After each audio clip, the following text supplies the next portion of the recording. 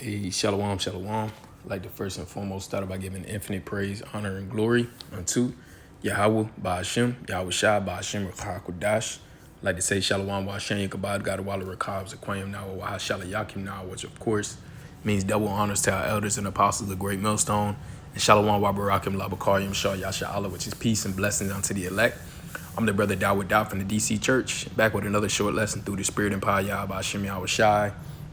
And, real quick, as you can see, I got this article pulled up, and it's entitled "Dozens Reported Killed After Trump Orders Decisive Strikes Against Yemen's Houthis." Hopefully I'm pronouncing that right, or Houthis. I think it's Houthis. Which pretty much the Houthis, if you don't know, is, a militia, or what America basically labels a terrorist group. But it's pretty much a militia that's backed by the Iranian government. And, pretty much they've been causing a havoc in the Red Sea and been posing a threat. And the reason why they've been doing this is because, obviously America's been backing Israel heavy. And there's been a lot of injustices, to say the least, that have been taking place in Gaza.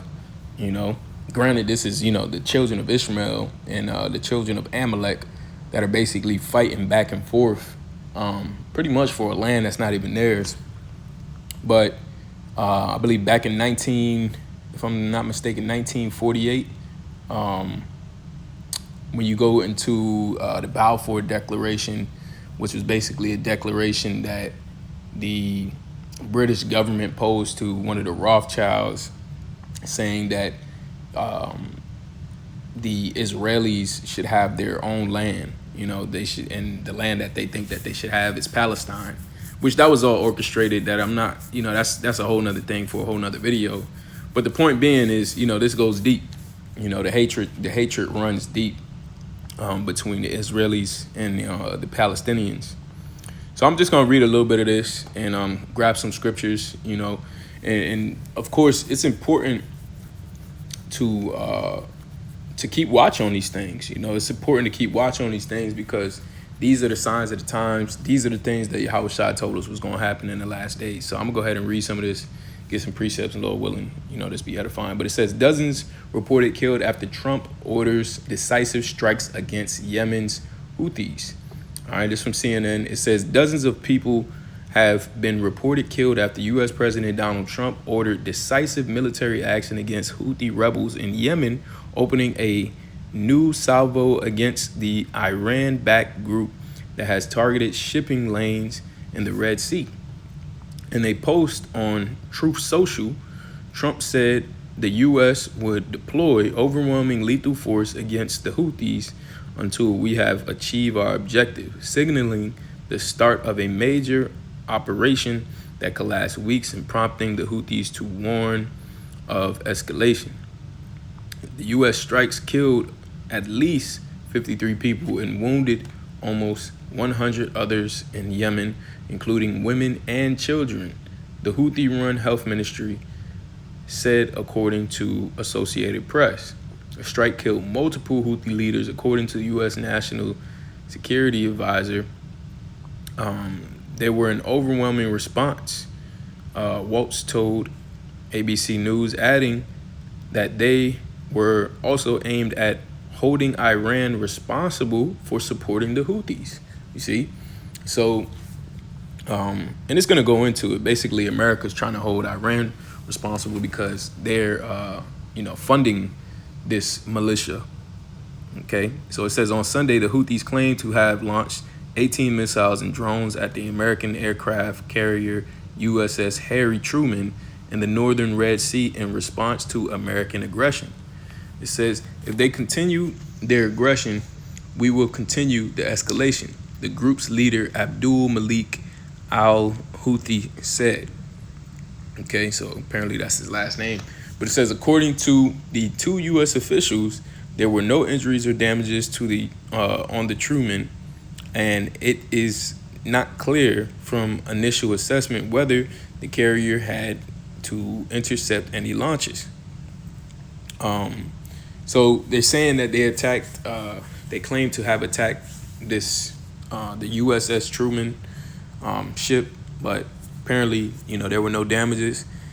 And again, man, all of this stuff, Esau could be orchestrating and narrating all of these things, and this is why the scriptures talk about rumors, wars, all right, and then rumors of wars, okay? Because a lot of this stuff is, just a bunch of fluff to control the narrative. But I'm gonna continue on. It says the Houthis, based in Yemen, started launching drones and missile strikes on vessels in the Red Sea in late 2023 in what they say is revenge for Israel's war in Gaza. The sustained strike significantly impacted global trade.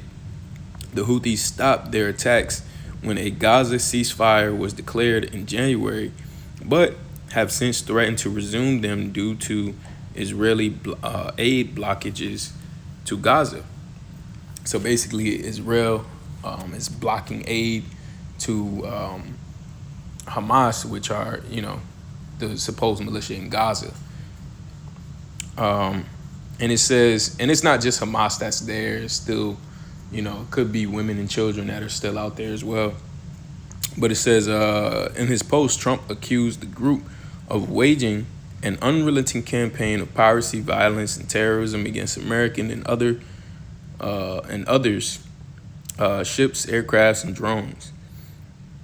He said U.S. personnel were carrying out an aerial attack on the Houthis' bases, leaders, and missile defenses to protect American shipping, air, and naval assets to restore navigational freedom. No terrorist force will stop American commercial and naval vessels from freely sailing the waterways of the world, Trump wrote. You can see how pompous and proud, this devil is, man. That's the pride of America, but that pride is going to be soon taken down, man. It says further actions again after Saturday will depend on battle damages assessments from this series of strikes, a U.S. defense official told CNN. But there is expected to be more action against the Houthis over the next several weeks. Trump also delivered a warning for Iran. It's the main part. The Houthis' main backer, saying it must immediately end support for the group. He warned that if Iran threatened the American people or their president, America will hold you fully accountable, and we won't be nice about it. Okay, so Trump, this devil, he's not playing. All right, he's saying that if Iran doesn't stop giving the Houthis, all right, which is a militia, basically Ishmaelite militia, based in Yemen, all right, if he doesn't stop giving them aid and stop giving them funding, then he's prepared, to take an alternative route, which is not going to be nice. All right, basically war. It says Iran's foreign minister, Saeed Abbas, hit back in a post on X on Sunday, and this is what he said. He said the United States government has no authority or business dictating the Iranian foreign policy. He wrote, in support for Israeli genocide and terrorism, stop killing Yemeni people. Okay? So he basically said, you can't tell us what the hell to do. All right? We could do whatever the hell we want. And since you telling us to stop giving them money, how about you stop being a hypocrite and stop giving Israel money? So this is basically what he's saying. All right? Because Israel, pretty much committed mass genocide on those residents of Gaza, all right, those Palestinians in Gaza. It says there were fatalities in Yemen's capital, Sana'a. It says, according to the health ministry, as well as the northern provinces of Saada. In Saada, strikes targeted a power station in the city of Dayan, causing an outage in the city and its suburbs. The Houthi-run Al-Masari TV reported. Strikes also targeted Houthi military sites in Yemen's southwestern city of Taiz, citing two witnesses. Okay, Houthis political bureau condemned U.S. strike as a war crime, and says our Yemen, I can't pronounce this word, God damn it. It says Yemeni Salakia, Yemeni armed forces are fully prepared to respond to escalation with escalation, it said in a statement seen by recruiters. Trump approved of the Houthi strike plan, which he requested to be drawn up several weeks ago, late last week, and the final order was given Saturday to begin what officials describe as a sustained attack on the group's position in Yemen. All right, so there's a little bit more to this, quite a lot of bit more, not that much more, but I'll go ahead and post this in the description. But basically, you know, you get the gist of what's going on. All right, you got the Houthis, which are Yemeni militia, all right, backed by Iran, and you know their frustration is the mass genocide that's taking place, or that has taken place in Gaza. And so, you know, they started causing an uproar in the Red Sea. America got angry about it, told Iran to stop funding them. And Iran basically told them, we're going to do whatever the hell we want. You know, you can't tell us how to spend our money in our government. Okay. But I'm going to go ahead and get some precepts. I looked up that scripture, least of the flock, because matter of fact, I'm going to just go ahead and read it. This Jeremiah chapter 49. I'm going to read both of them, 49 and 20. It says, therefore, hear the counsel of the Lord that he have taken against Edom and his purposes, and that he have purposed against the inhabitants of Teman. Surely the least of the flock shall draw them out. Surely he shall make their habitation desolate with them. Okay, and I'm going to go ahead and read it. The second one as well in Jeremiah 50 is Jeremiah chapter 50 and verse 45. It says, therefore, hear ye the counsel of the Lord that he hath against Babylon and his purposes, that he hath purposed against the land of the Chaldeans. Surely the least of the flock shall draw them out. Surely he shall make their habitation desolate. All right. And really, you know, these are basically saying one and the same thing. Okay. Edom, of course, we know represents, you know, so-called white race. All right. So-called Americans. Okay. And Teman is what? A representation of the Germans, all right, the so-called Germans, okay, which Teman, the Lord used their that particular you know, sect of Edom to, he gave them a certain level of wisdom to create weapons of mass destruction. All right. So where you get, you know, your Albert Einsteins and other men that were used to create the nuclear bombs, all right, which they have now developed into, they created the atomic bomb, which have now developed into nuclear bombs in this current day and age. But it says in verse 50, it says Babylon, all right, which Babylon is, of course, code name for America, United States of America. And the Chaldeans are a representation of what? The higher ups, you know, the ones who are the wise ones of this society, all right? Okay, so to speak. And it says, surely the least of them of the flock shall draw them out. And the least of the flock is a representation of who? Representation of Israel. You see? The least among the nations, all right? Okay? Shall draw them out. It's going to draw America out, draw them into this war. Okay? Because everybody knows Israel has, you know, unrelenting ties with America. All right? Any president that gets in the presidency has to go to Israel. Has to, you know, have particular ties and alliances with Israel, you know. So we know Amalek is all up and through the American government, okay, which they're going to draw them out. All right. They're going to get them involved in this war, just like they did in the past. OK. They got America involved in World War I? Yeah, they got them involved in World War I. Otherwise, the Germans would have took over Great Britain. OK. But it says or they would have surrendered to Germany. Okay. But basically, they're going to draw them into the war. All right. And that's how, we understand prophecy is basically going to take place. All right. Revelate in the book of Revelations. Okay. Where it talks about, all of these countries and American allies coming up against America. Okay. Which eventually is going to lead to this place being placed on fire.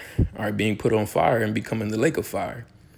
All right, I'm going to start at 2 Peter chapter 3 and verse 11. It says, seeing then that these things shall be dissolved, what manner of persons are ye to be in all holy conversation and godliness? All right, point verse 12, looking for and hastening unto the coming of the day of the Most High.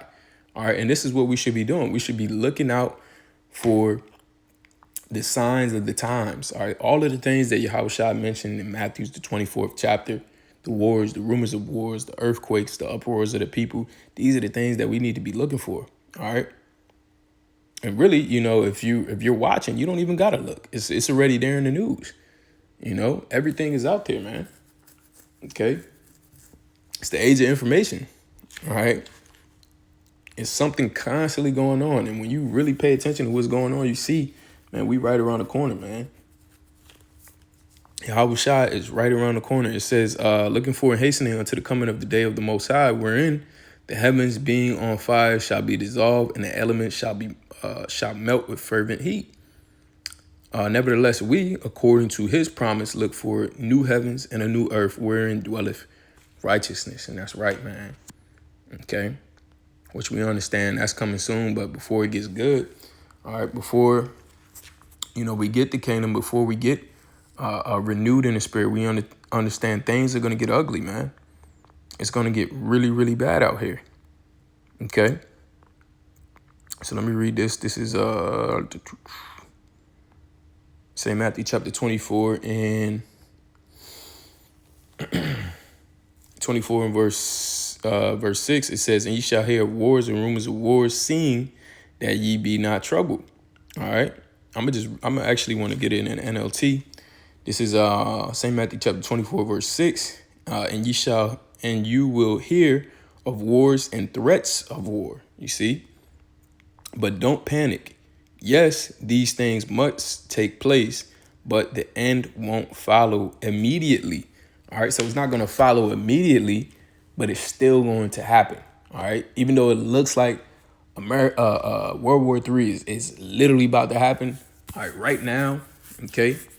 Which you got a lot going on with Russia, too. The Lord, you're starting to see the Heavenly Father put those hooks back into the jaws. All right. And them wanting that old USSR. Even when, and I don't want to make this video too long, but when Tucker Carlson, he did an interview with Putin. All right. An interview that went viral. And this was like, I don't know how long ago this was. I know sometime last year.